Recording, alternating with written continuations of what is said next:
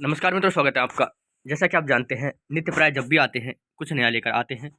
पिछली वीडियो में हम जान रहे थे सौंदर्य की नदी नर्मदा, जिसका भाग हमने 9 जाना, अध्याय 9, जिसका नाम था बरमान घाट से हिंडौली, सॉरी बरमान घाट से सांडिया था ये, और ये सांडिया तक पहुंच चुके थे। अब हम जानेंगे सांडिया से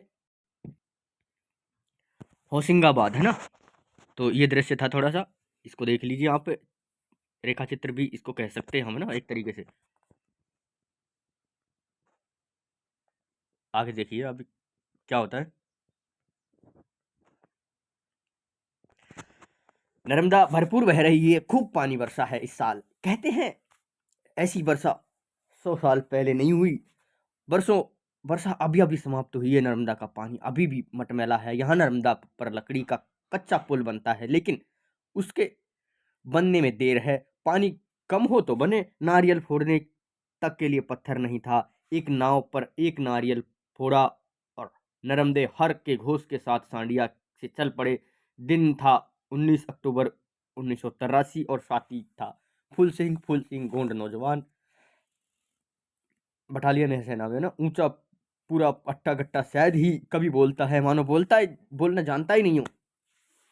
रात माछा के मंदिर में रहे।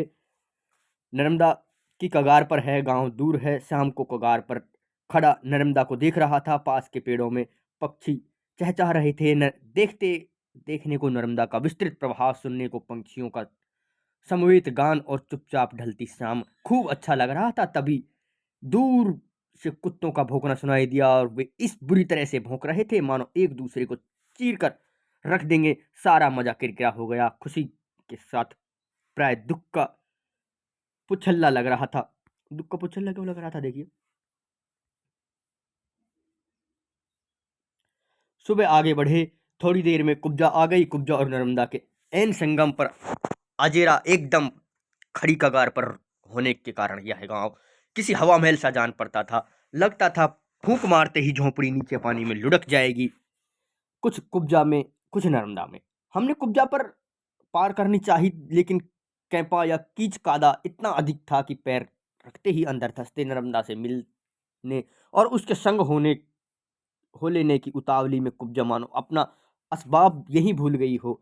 पास में ही एक किसान हल चला रहा था।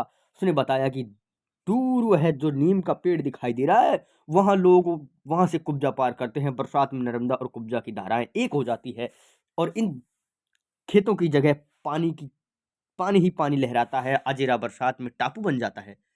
उन दिनों में से यानी नर्मदा और कुब्जा के दोआबा से चलकर लंबा घेरा लगाकर हमने कुब्जा पार की, तब अजेरा आ सके। शाम को गजनई पहुंचे। सामान में लदे फदे थे। गांव में घुसते ही एक ग्रामीण ने कहा, बड़ा आडंबर रखते हो। सारा आडंबर एक किसान के घर रखकर नर्मदा तट गए। वहां बैठकर नर्मदा की शोभा रख देखने लगे। थोड़ी देर में सामने से एक गांव नाव आई, और उसमें से एक सज्जन उतरे। उनसे बातें होने लगी तो कहने लगे कि गजनई में मेरी ससुराल है, चलिए आप वहाँ वहाँ आपके रहने की व्यवस्था हो जाएगी, है ना। हम खेतों में से जा रहे थे। मैंने कहा, खेत कितने अच्छे लग रहे हैं। खेत अच्छे लग रहे हैं क्योंकि खेतों में हल चल रहे हैं। बोनी हो तो बोनी हो रही है। अलसाए खेत जाग उठे। कभी अभी खलियान अच्छे नहीं लगेंगे, वे सोए पड़े हैं। जब फसल कटकर खलियान में पहुंचेगी तब खलियान अच्छे लगेंगे। उस समय खेत भंडने लगेंगे। बढ़ेंगे मतलब बहुत बुरी है, ना। बढ़ेंगे लगेंगे। इतना कहकर ऋतु वर्णन संबंधी एक एक कविता धारा प्रवाह सुना दी। मैंने कहा, आप पढ़े लिखे जान पढ़ते हैं, चौथी तक पढ़ा हूं, कुछ सुनाइए। पाठ 1, ईसा प्रार्थना कहकर उन्होंने पूरी प्रार्थना सुना दी। पाठ 14, मूर्ख लड़का कहकर मूर्ख लड़के की कहानी सुना दी। पाठ 40वां, रामायण के दोहे और दोहे सुना दिए। एक लंबी कविता के रूप में शेख चिल्ली की कहानी सुनाई। हर एक बार पहले पाठ का क्रमांक, फिर पाठ का शीर्षक, पूरा पाठ। कोई 40 बरस पहले पढ़े पाठ ने क्या खूब याद थे। आपको तो पाठों का क्रम तक याद है। हाँ, बढ़िया बात है भाई। शुरू में मैंने जो ऋतु वर्णन सुनाया था वह पाठ 64 था, 64 है। अब पलट कर वे यदि मुझसे कहते कि आप तो पढ़े लिखे हैं, अब आप ही कुछ सुनाइए, तो मैं उन्हें कविता के आश्रय में 5 वर्ष रहने के बावजूद एक भी कविता न सुना पाता। अच्छा हुआ कि उन्होंने मुझसे ऐसा कुछ नहीं पूछा, मैं शर्मिंदा होने से बच गया। मेरी मानसिकता कुछ ऐसी रही कि जल्दी-जल्दी पढ़ो, पढ़कर आगे बढ़ो और जब ये सब पढ़ना पूरा हो जाए तो दिमाग खाली का खाली। पर अब सोचता हूँ कि बहुत उदयस्त रहने के बजाय थोड़ा कंठस्थ रहना ज़्यादा अच्छा था। जिस पर जिस घर में हमें जिस घर में हम सामान रख गए थे, वहीं उनकी ससुराल थी, वहाँ हमारे रहने के साथ-साथ भोजन का प्रबंध हो गया। सुबह आगे बढ़े, रेवानखेड़ी में नर्मदा में एक नाव देखते ही सदा चुप रहने वाला फूल सिंह बोल उठा, "अरे! इसमें तो पर्दा लगा है।" पर्दा निवीस नाव। इस गोंड नौजवान ने ऐसी नाव कभी नहीं देखी थी। मैंने कहा, "इस पर्दे को पाल कहते हैं, इसमें हवा भरती है तो नाव चलती है, फिर खेना नहीं पड़ता।" इसके बाद पड़ा ईश्वरपुर। ईश्वरपुर में राइन नदी ने 3 ओर से घेरा है। राइन को 2 बार पार करके हम आगे बढ़े। तीसरी बार संगम के पास पार करना था, लेकिन कै पार कर छक्के छूट गए। होता यही है कि नर्मदा में जब बाढ़ आती है तो सहायक नदी का पानी थम जाता है। इस रुके हुए मटमैले पानी की मिट्टी धीरे-धीरे प्रवाह के दोनों और नीचे-नीचे बैठती जाती और कैंपा या कीच कादा बनकर रह जाती। प्राय संगम स्थल पर होता है, पर फेरा लगाकर नदी पार करने के सिवाय कोई चारा नहीं होता। देनवा पार करते-करते 3 परिक्रमा वासियों का साथ हो गया। 75 साल के वृद्ध दादू, 55 के अधेड़ कक्का, 28 का नौजवान रम्मू। दादू और कक्का मामा फूफा के लड़के हैं। रम्मू इनका भतीजा है। खाते पीते किसान हैं। उनके मुंडे हुए सिर बता रहे हैं कि परिक्रमा उन्होंने अभी अभी उठाई है। जो जो परिक्रमा आगे बढ़ती है, जटाजूट भी बढ़ते जाते हैं। अभी तक हम 2 थे, हम 5 हो गए। 5 पांडव, 3 कुंती के और 2 माद्री के। और दोपहर को हम जिस गांव में पहुंचे उनका नाम पांडवदीप। नर्मदा तट पर बड़ी चहल पहल थी। यहाँ से 3 वृद्ध परिक्रमा करके उठे थे। ठीक है, आगे देखिए। हाँ, थोड़ा ज़्यादा आगे आ गए।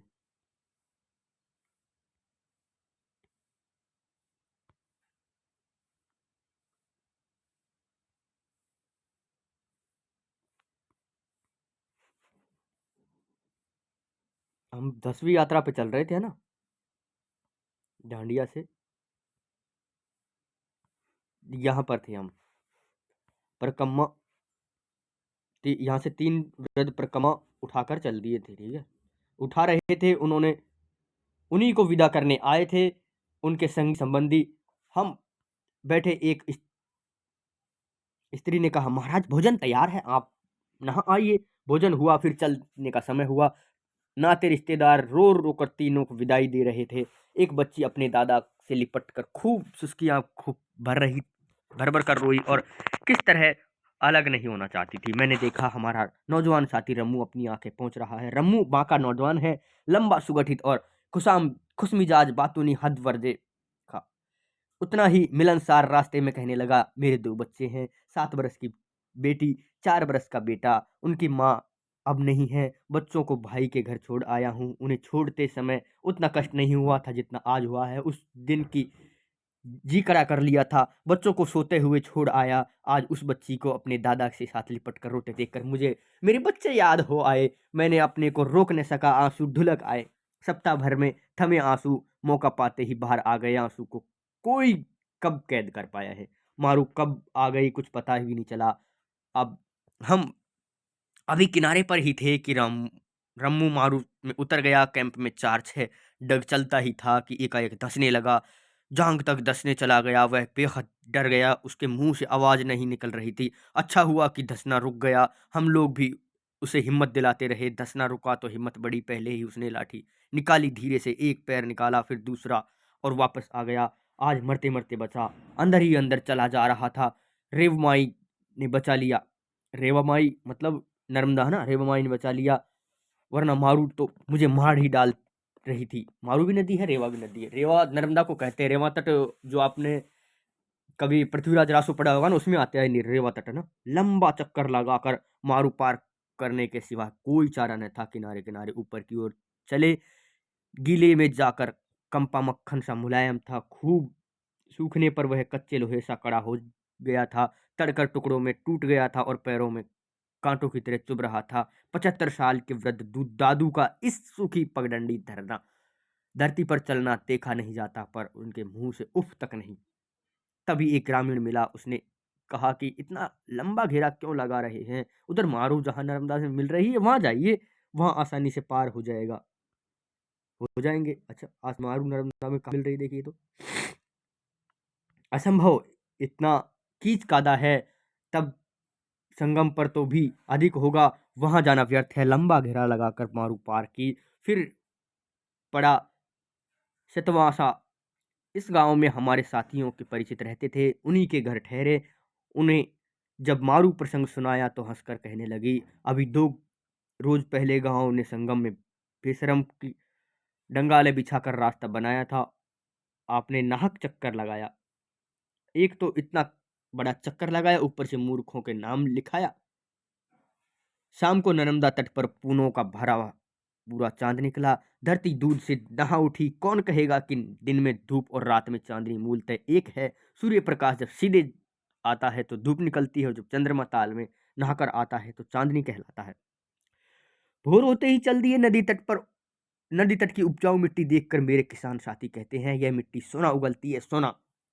इस तरफ बबूल बहुत है, रम्मू या कक्का बबूल की पतली डंगल को पकड़कर झटके से खींचते हैं तो डंगाल पेड़ से अलग, फिर हाथ से ही कांटे निकालते हैं और दातुन तैयार करते हैं। वाह क्या बात है, दातुन हाथ से ही तैयार कर लेते हैं लोग। खाना भले ही रूखा सूखा मिलता है, पर दातुन रोज ताजा दम मिलती है। शाम को बछवाड़ा पहुंचे, गांव के चबूतरे पर सामान रख परकम्मावासी सारी साथी सदाव्रत ले लेने निकल गए। मैं आश्रम की खोज में था, तभी एक शिक्षक आए, उनकी गौशाला खाली पड़ी थी, लिपि पुती और साफ सुथरी, वह हमें दे दी। अच्छा बात है, ठीक है। शाम को बातें होने लगी, कहने लगे, आप अच्छा काम कर रहे हैं, लेकिन आप अपने साथ ही एक टेप रिकॉर्डर जरूर रखना चाहिए, वहाँ कहीं अच्छे लोकगीत सुनने को मिले। तुरंत टेप कर लिया। इतने में घर से बुलावा आया तो घर चले गए। हम लोगों के लिए चाय दूध ले आए, फिर कहने लगे, आप स्केच करते हैं ये ठीक है, पर आपको एक कैमरा भी रखना चाहिए, एक बार स्केच करने का समय नहीं कहाँ। बीच बीच में उठाकर घर चले जाते, तभी नया सुझाव लेकर आते। इस बार आए तो कहने लगे, आप जब परिक्रमा कर रहे हैं तो कम से कम 3 घर से भिक्षा जरूर मांगनी चाहिए। कैमरा और टेप रिकॉर्डर भी रखूं और भिक्षा भी मांगू, भला कौन देगा भिक्षा। लेकिन अब की जो सुझाव लेकर आए थे वह एकदम दिव्य था। आप राशन लेकर चलते हैं ये ठीक है, लेकिन आप थोड़े काजू किशमिश, ओहो क्या बात है, अब भिखारी भी काजू किशमिश खाएंगे, भिक्षा भी मांगने को दे रहे हैं। लेकर चलना चाहिए, खूब भूख लगी हो और भोजन करने में देर हो तो 50-50 ग्राम काजू किशमिश खा ले। हो 50 ग्राम काजू किशमिश, क्या बात है। क्या ही अच्छा हो यदि भिक्षा में लोग हमें काजू किशमिश दे दे, तभी इनके 2 सुझावों का एक साथ पालन हो जाएगा। हालांकि काजू किशमिश खाए इतना अरसा हो चुका है कि अब तो यह समझ नहीं आएगा कि कौन काजू कौन किशमिश है। क्या बात है, सही बात है, तो काजू किशमिश खाई जाती है कि पदयात्रियों को। सब सवेरे चल दिए, गनेरा के बाद नर्मदा का साथ छूट गया। अब कोई 10 किलोमीटर तक नर्मदा का साथ नहीं रहेगा, उसने अपना पाठ बदल दिया है, दूर दूर चली गई है, मानो पुराना घर छोड़कर नए घर में रहने लग गई। लेकिन परिक्रमावासी इस पुराने सूखे पाठ को लांघते नहीं है, इसलिए हमें इसे लांगा नहीं, अच्छा ठीक है, ये इन्होंने ये भी लांगा नहीं मतलब चले नहीं, है ना, इसी के संग संग चले। इस बूढ़ी नर्मदा कहते हैं, बरसात अभी अभी खत्म हुई है, इसलिए हमें पुराने पाट में कभी कभी पानी भरा था तो वहीं खेती हो रही थी। दोपहर को गोघाट पहुंचे, कैसा एकांत था, वृक्षों को घटा के कारण यह स्थान किसी आश्रम सा लग रहा था। पेड़ों पर हजारों तोते मंडरा रहे थे, लेकिन नहाने के लिए कुंड था। यहाँ पर कम्मवासियों का अच्छा जमघट था, लेकिन ये पर कम्मवासियों का लेकिन ये सभी यहाँ से सीधे होशंगाबाद चल देंगे। नर्मदा के किनारे किनारे जाने से बड़ा फेर लगता है। हम बूढ़ी नर्मदा के संग आगे बढ़े। बाएं और लाल पीली या कत्थई रंग की उठती गिरती टेकरियां साथ चल रही थी। दाहिने और नर्मदा का पुराना पट था जो अब सपाट हो गया था। मन में कैसा कैसा लग रहा था। नर्मदा नहीं भी है और है भी, मतलब पुरानी नर्मदा है ना, इसीलिए दो नर्मदा छट गई। मतलब रात बिकोर में रहे आहरखेड़ा से नर्मदा फिर मिल गई। उस तट से पहाड़ियों ने झांकना शुरू कर दिया। अब हम पगडंडिया ऊपर खाबर टीलों में से भी और झाड़ी भी शुरू हो गई। सूरजकुंड पहुंचते दोपहर हो गई। मोकर मोड़ लेती नर्मदा मानो यहाँ एकांतवास कर रही है। नदी तट पर पगड़िया टनटनाते पशुओं के झुंड और 2-3 ग्वालों के अलावा कोई नहीं था। ऊपर एक कुटी में सौम्य स्वभाव के एक युवा सन्यासी रहते थे। उनमें बातें होने लगी तो कहने लगे, 6-7 बरस पहले की बात है। एक दिन वह सन्यासी आए और एक पेड़ के नीचे आसन लगा जमाया। मैं नहाकर आ रहा था, मैंने उन्हें देखा पर वे कुछ नहीं बोले तो मैं चुपचाप रहा। शाम हो गई। अब मुझे चिंता हुई। जाकर देखा तो वे वैसे ही बैठे थे। उन्हें आदरपूर्वक यहाँ लेवा लाया, उनकी सारी व्यवस्था की। वे कोई 5-6 दिन रहे। बंगाल के थे और वेदांत के प्रखंड विद्वान थे। वह भी वेदांती साधु हूँ। मुझे उनसे बहुत कुछ सीखने को मिला, लेकिन मैं न जाता तो वे स्वयं न आते, किसी से कुछ न मांगते थे, भिक्षा तक नहीं। शाम को गोरा पहुँचे। बाढ़ में यह गांव 2 बार तबाह हो चुका है। अब नदी से दूर चला गया है।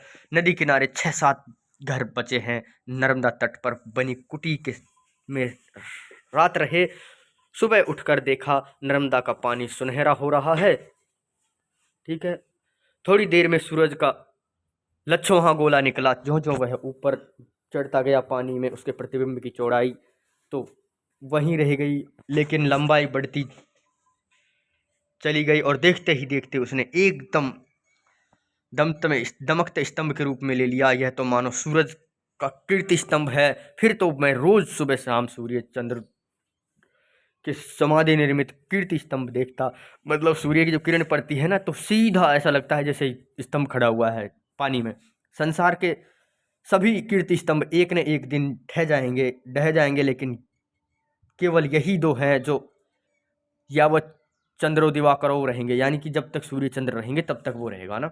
यहाँ से आगे बढ़े खेतों में ज्वार इतनी ऊंची थी कि पूरा हाथी गायब हो जाए। चांदला के बाद तवा नदी आई। हम तवा नदी के किनारे किनारे आगे बढ़े। तवा और नर्मदा के संगम के निकट एक मंदिर दिखाई दे रहा था। पास लगता था, लेकिन वहाँ पहुँचने पसीना आ गया। यहाँ नर्मदा में खूब चट्टानें हैं। कितने ही दिनों के बाद जलरव सुनाई दिया। उस तट के पहाड़ एकदम पास आ गए। पहाड़ की छत्र छाया में 2 बड़ी नदियों का संगम बड़ा मनोरम लग रहा था। तवा का पाट बहुत चौड़ा है, नर्मदा से भी चौड़ा, और उसमें पानी भी काफ़ी है। बड़ी मुश्किल से तवा पार की। संगम में स्नान किया और बांद्राभान पहुँचे। यहाँ से सड़क मिल गई। होशंगाबाद अब ज़्यादा दूर नहीं है। बाएं और तवा, दाहिने और नर्मदा, बीच में सड़क और दोनों तरफ नदियाँ। एक आ रही है, दूसरी जा रही है और बीच में हमारा रास्ता। होशंगाबाद पहुँचते पहुँचते सांझ हो गई। धीरे धीरे सीधे यहाँ के सुप्रसिद्ध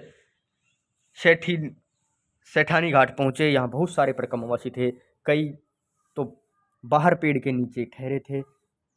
हमें एक धर्मशाला में अच्छी जगह मिल गई, तो यहाँ हमने 2 रात के लिए लंगर डाल दिया। अब मतलब होशंगाबाद पहुँच गए वो, है ना। अब यहाँ आप देखिए, होशंगाबाद से हंडिया एक ज़िला है, बाकायदा शायद बिहार में पड़ता होगा, लेकिन ये इधर का है ही नहीं। इधर से तो जहाँ भी है, लेकिन हंडिया एक काफ़ी कस्बा टाइप की जगह है। ठीक है। तो इस भाग में हमने इनकी यात्रा जो थी वो यात्रा नंबर 10 थी। मतलब भाग था 10, है ना। यात्रा तो इनकी शायद 4थी चल रही है। तो इसी के साथ में लेते हैं आपसे विदाई। मिलेंगे अगली वीडियो में। नमस्कार, धन्यवाद।